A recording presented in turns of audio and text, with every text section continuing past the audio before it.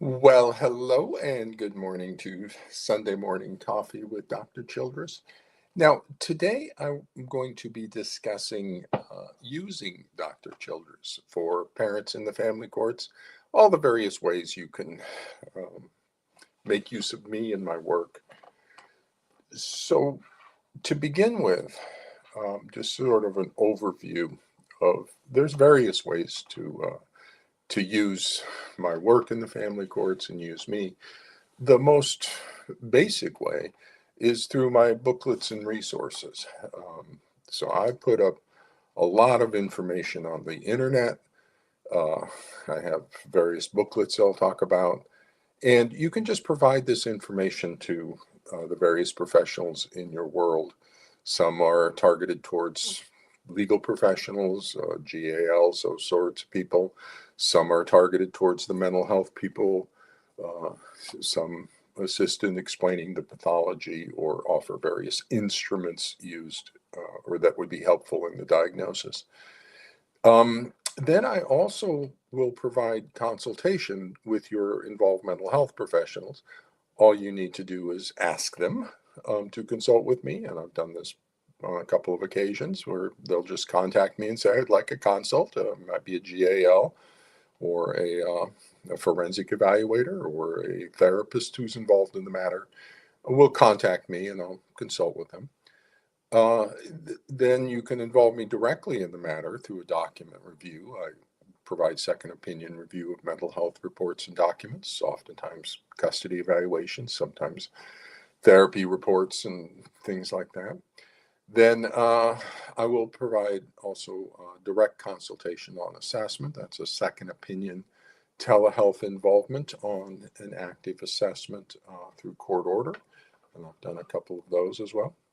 So there's a variety of ways to bring me in. So let's start by talking just about the booklets and resources that I have available to you, uh, parents, to help explain the pathology and move your situations forward. So, starting with the booklets, uh, I have a variety of various booklets that might be helpful to you. The assessment of attachment related pathology surrounding divorce and the contingent visitation schedule in narcissistic parent are the three primary booklets. So, first off, I have Foundations. That's a big book.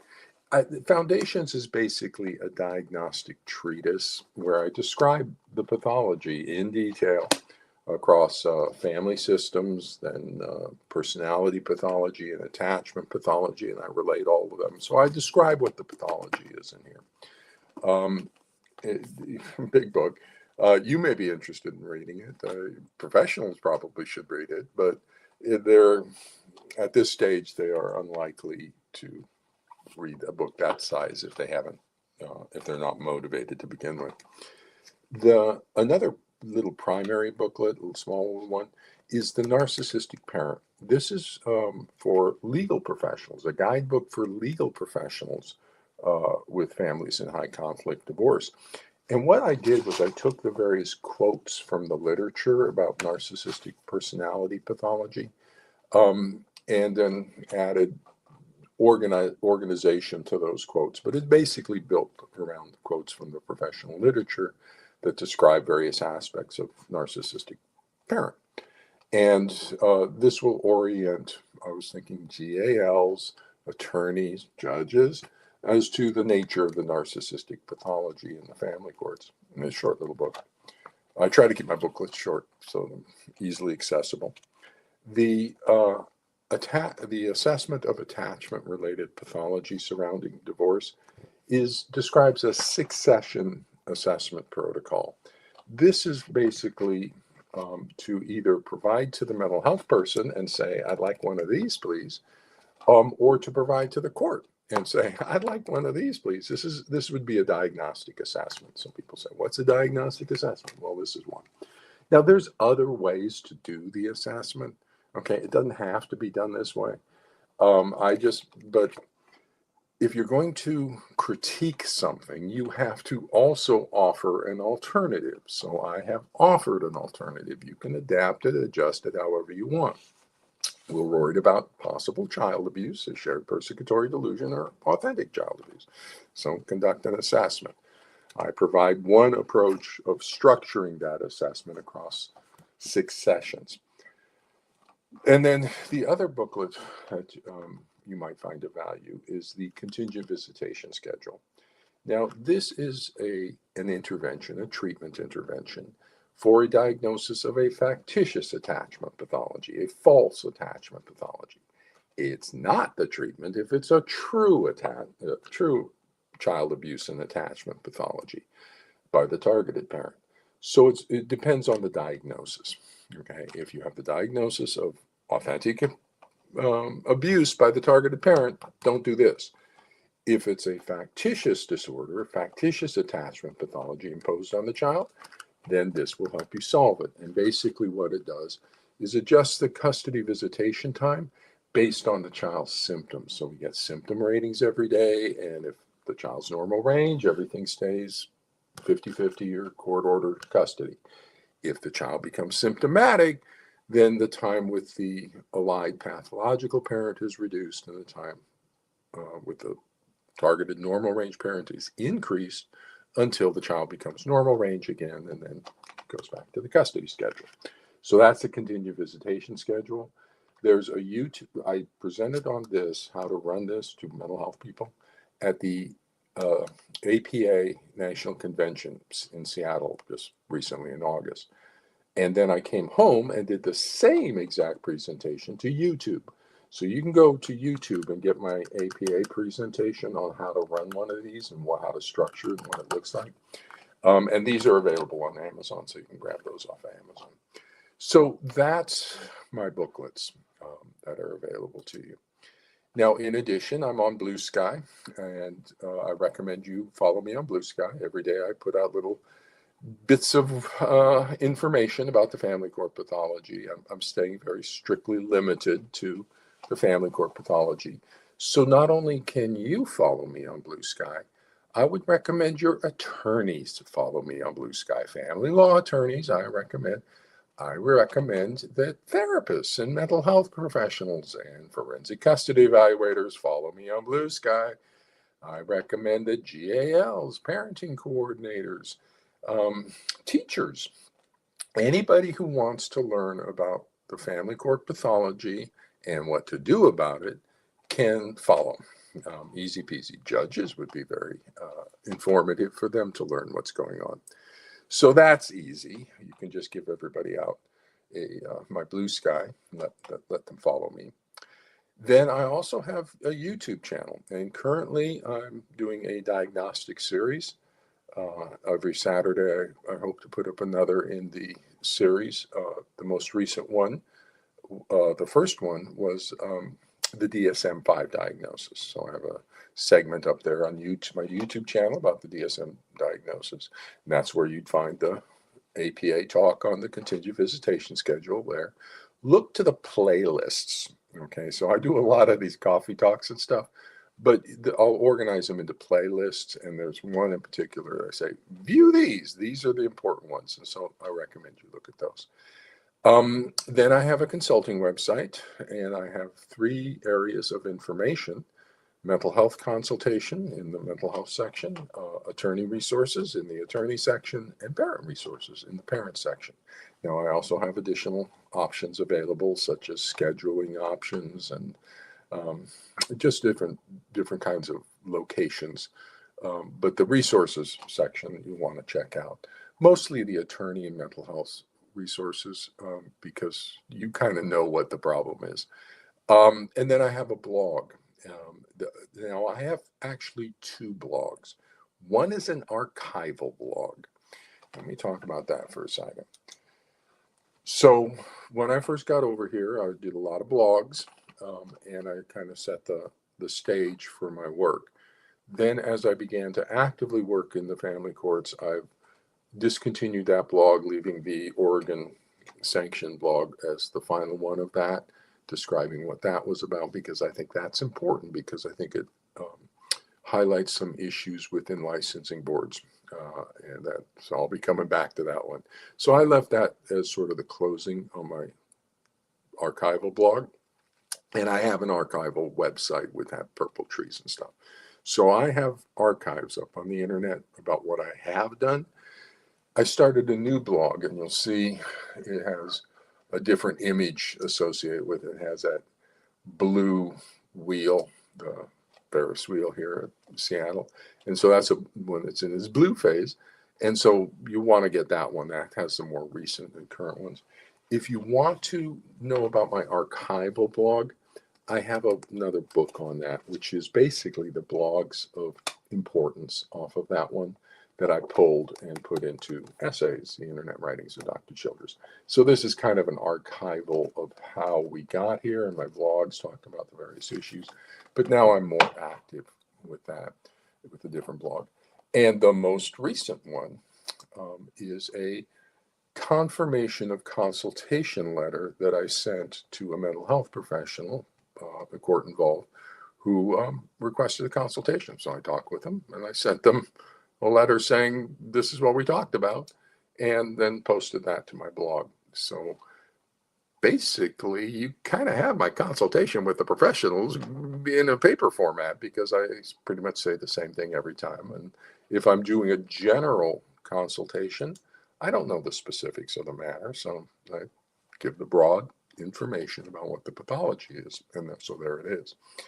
So this is kind of the scope of things. You have my consultation, or my consultation website there. You have Blue Sky, and then you have some forms that are available on my consultation website, like the diagnostic checklist, the parenting practices rating scale, the things like that. So there's some useful forms up there that you can get as well, PDFs, and then my various booklets and books. Now, the next level of using Dr. Childress is a direct consultation. Now, I can do direct consultations with your professionals around you. That's your mental health people. All you have to do is ask them, the mental health people, the GAL, parenting coordinator, the child's individual therapist. They can consult with me. As long as I don't know who the patient is, then there's no breach of confidentiality. And so anybody can consult with me to acquire more information about the nature of the pathology, about how to assess delusional thought disorders, about family systems, anything that they believe would be helpful in improving the quality of care provided to their patient, their client. They can consult with me, no problem. And so all they have to do is email me, and I will get them on my schedule and talk. And then I'll send them a letter confirming what we talked about. So that's available to you. And your personal therapist, let me say something about that. So many of you have a personal therapist, and one of the limitations to my consulting with you individually is that I'm not licensed where you are, and I want to respect jurisdictions, and I don't want to get into problems. I'm fine. I don't need to be out practicing in other states. However, there's information that I have that's useful to you, and plus I testify in courts all over the place. So I can provide the consultation to your professionals. So a GAL or a parenting coordinator or a therapist who contacts me, or your attorney, I'm allowed to talk to all of them without crossing jurisdictional boundaries of doing therapy or diagnosis or something with you. And so that's what this level is hooking me up with your professionals, including your individual therapist.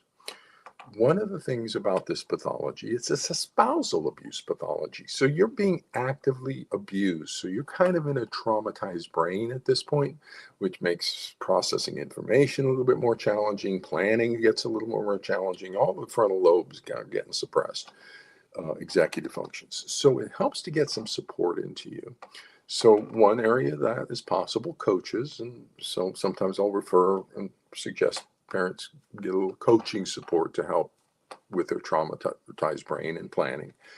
your therapist. If you have an individual therapist, that's a perfect person to provide that support. And so a little consultation, one time typically between your therapist and Dr. Childress, can help download some information about the family court pathology and what needs to happen with it. And then your individual therapist can help actualize or help you actualize that plan and that process. So it gets to mental health people talking at a mental health level and it's a treatment team basically. So you have your individual therapist. I'm coordinating sort of the forensic, legal, kind of psychological, clinical side of things, and then you have your family therapist, maybe child therapist, GALs, all part of your treatment team, as well as your attorney. Your attorney would be part of that treatment team. So there's the professionals. We consult in my DoxyMe office. So I have a standard office, HIPAA compliant, at DoxyMe/Dr. Childress. That's where I hold all my appointments. So, and then there's scheduling through my consulting website. So you can go to the consulting website and schedule a time. First week of every month. Now, if the professional, let me clarify that. So the scheduling on my consulting website is for the first week of every month. That's just general public. Now, if you have a professional therapist or an attorney or GAL who wants to get a hold of me, just have them email me. Okay, and so they can email me, and my assistant Maggie will help them get on my schedule. Maggie handles all my schedule. I don't deal with that. So, yeah, so there's no need to wait if it's a professional, but for the public, I kind of titrate my contact with the general public. And then then I have the blog that I recommend. The confirmation of consultation letter is basically what I tell people when they consult with me, because I don't know the individual aspects of the case. Now, if there's two aspects of that consultation. One is if they're doing a treatment provider kind of role, they'll give me clinical information and we can talk about the clinic. Now, I won't know who they're talking. I don't know their client, but we can talk about the clinical information and case consultation. If it's somebody who's involved in your assessment, like a forensic evaluator or something, and they're starting the assessment and they're contacting me based on you're asking them, then we're both in a court role. They are in the court role of conducting the assessment, so they need to be all neutral and within that role. And I'm in the role as representing the targeted parent's interests in the matter, in the assessment. And I am explaining the pathology of concern in the interests of that targeted parent. Now, I don't even know who that targeted parent is. Okay, so they're not really a client of mine, but I know since they gave my name to consult and I say what I say, so they want me to provide this information to the mental health professional. A patient should never have to explain the pathology to a doctor. That should just never happen. However, in the family courts, you guys are having to explain the pathology to the doctors, which indicates how bad things are. If anyone should explain the pathology to a doctor, it should be another doctor. So that's my role in this, is these consultations. And so, yeah, so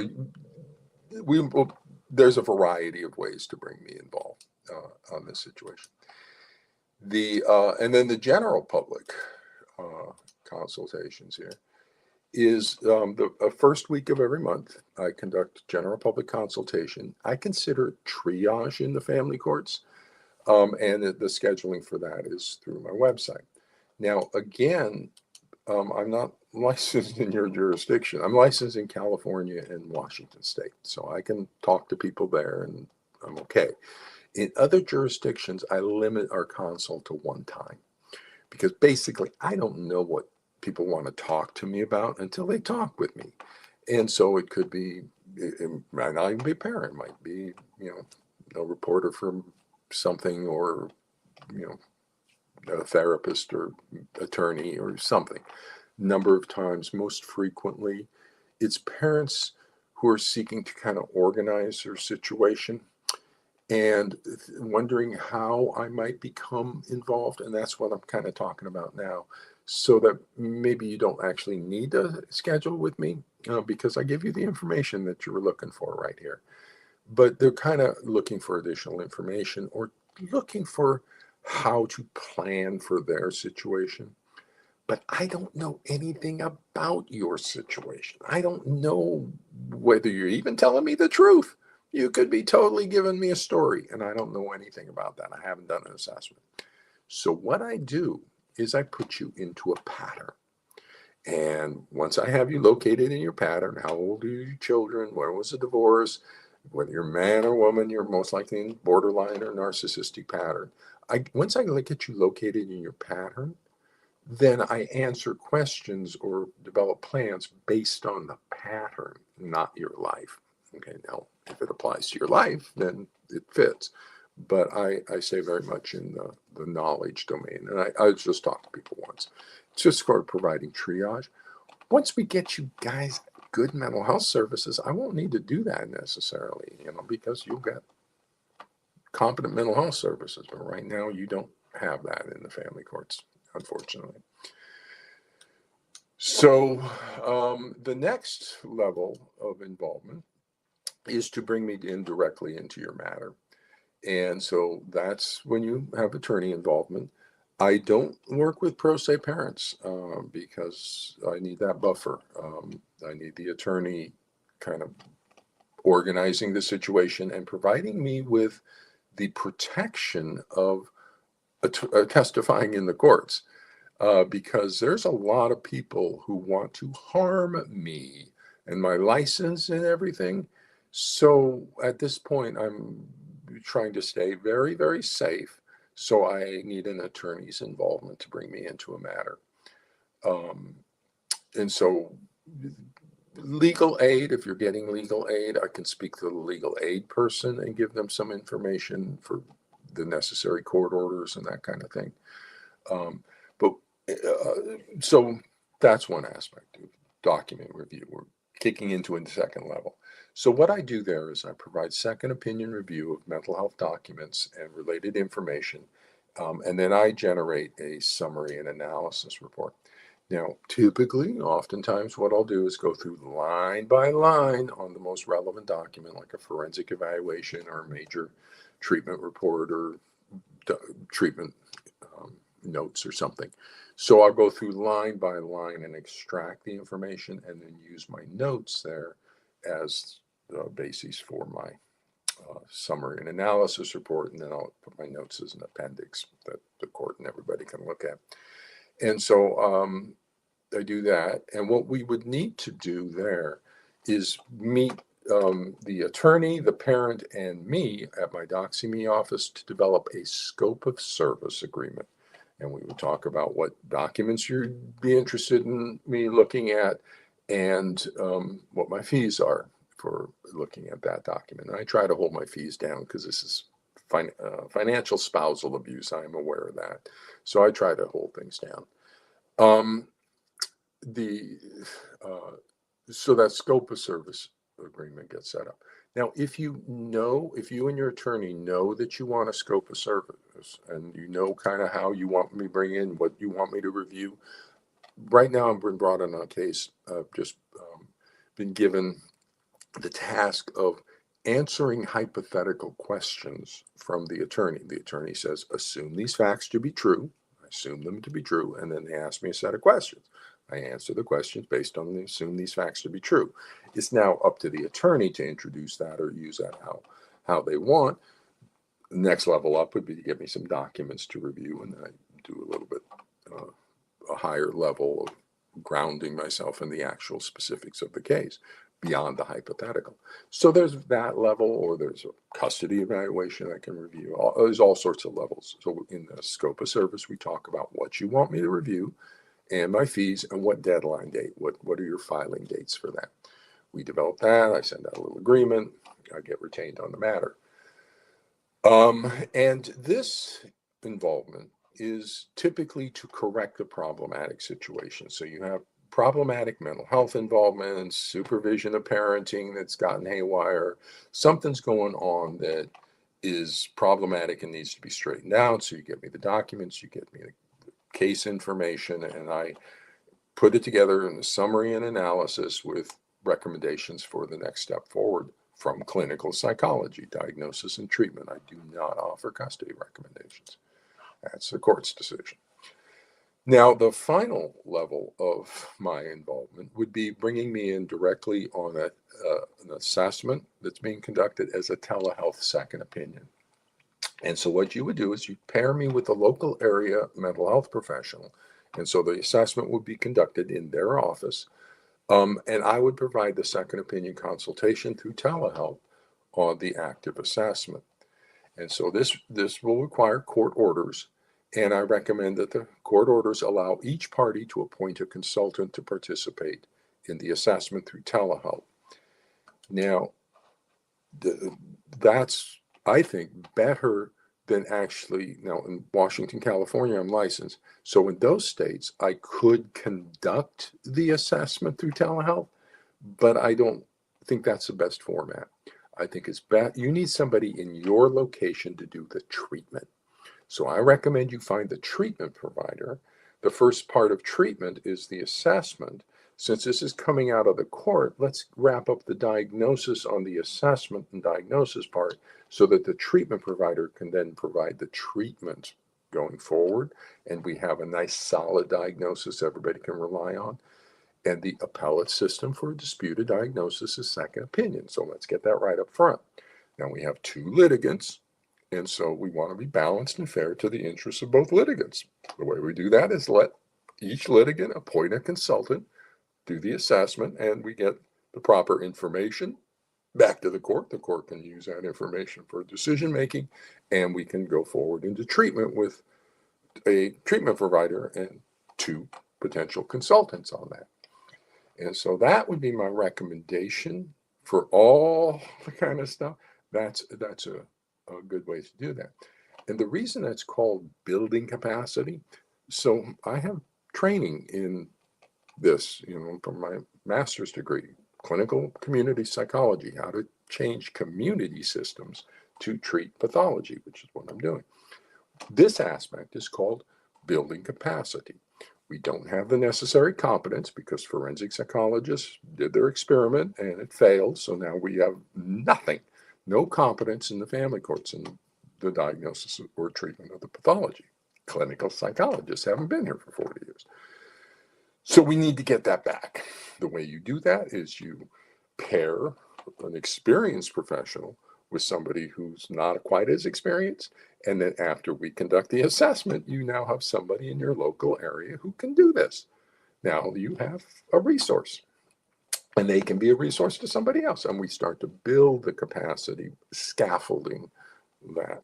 And so that's why it's best to put me as a second opinion to your own professional, because when I leave, you've got somebody, and the next family has somebody, and the next family has somebody. And I can be brought in a second opinion a lot, okay?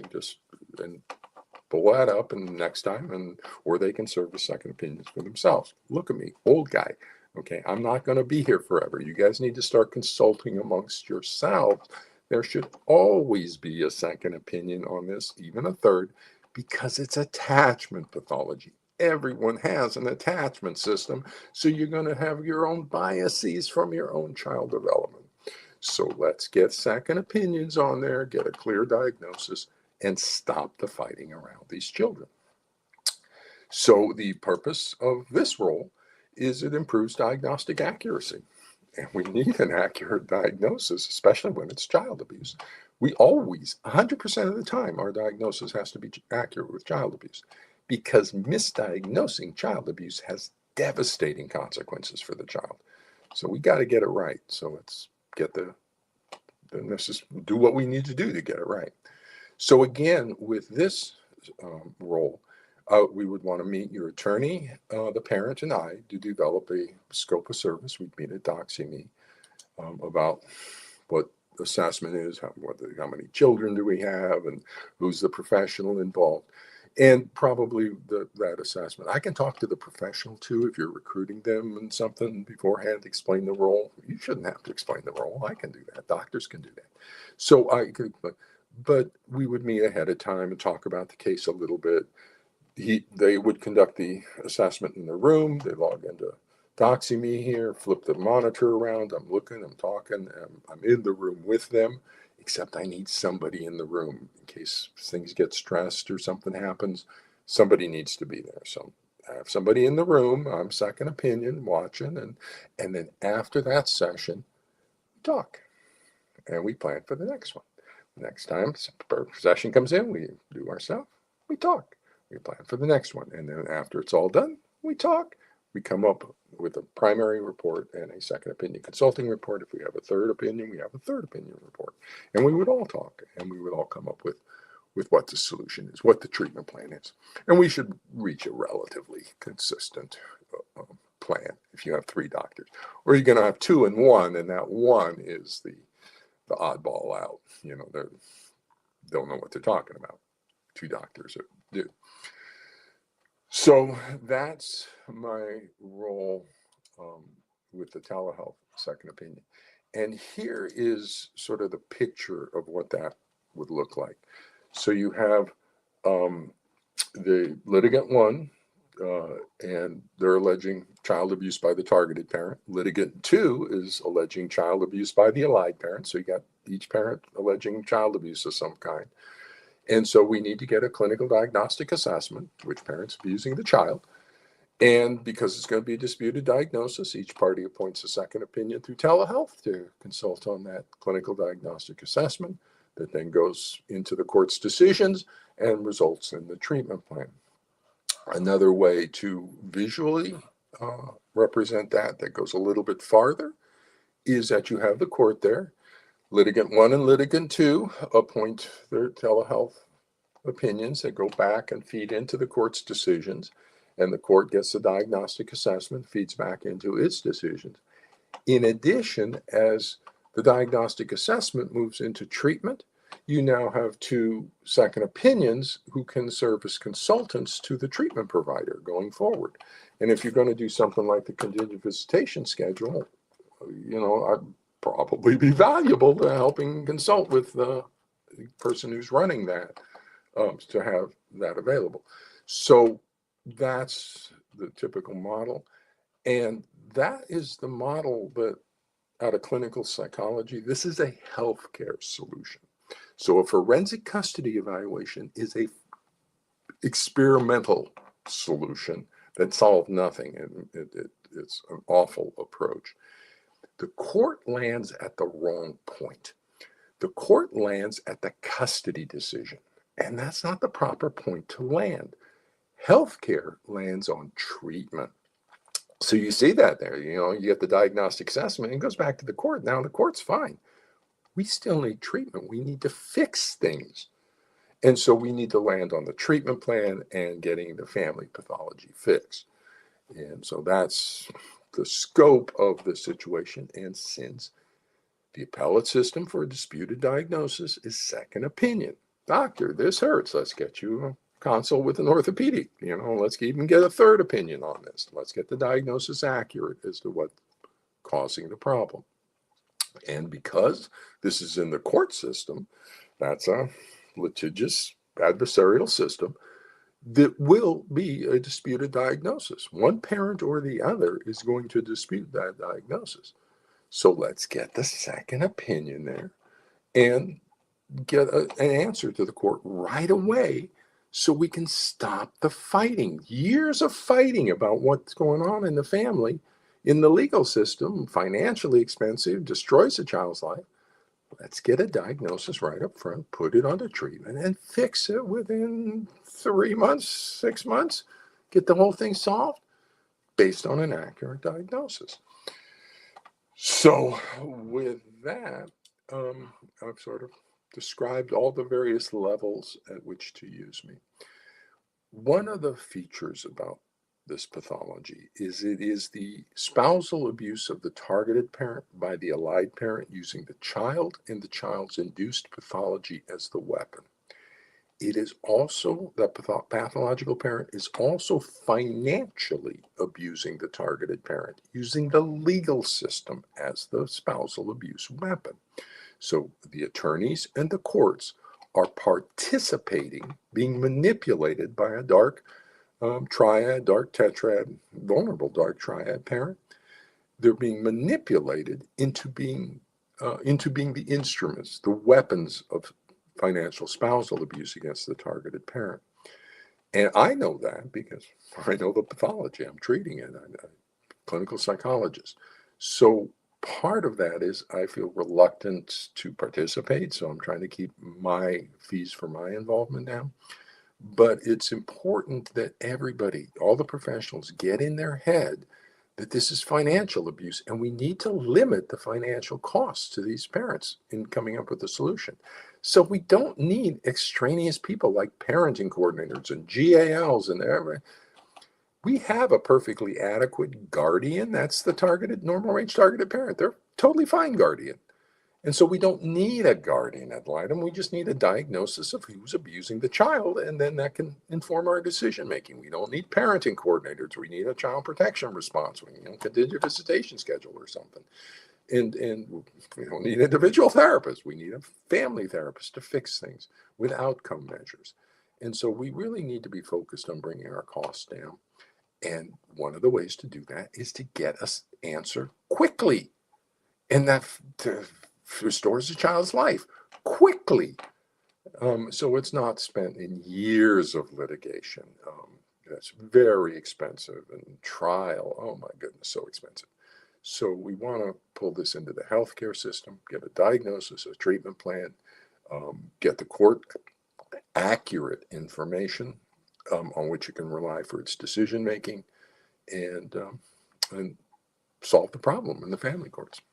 Forensic psychologists haven't solved the problem. They focused on custody. That's not the problem. Treatment's the issue. So with that, that's my Sunday coffee. I'm going to run off to the rest of the world, and good luck to everybody out there. You know where to find me. I got lots of stuff. You know where to find me if I can be helpful. And we'll talk to you later. Bye-bye.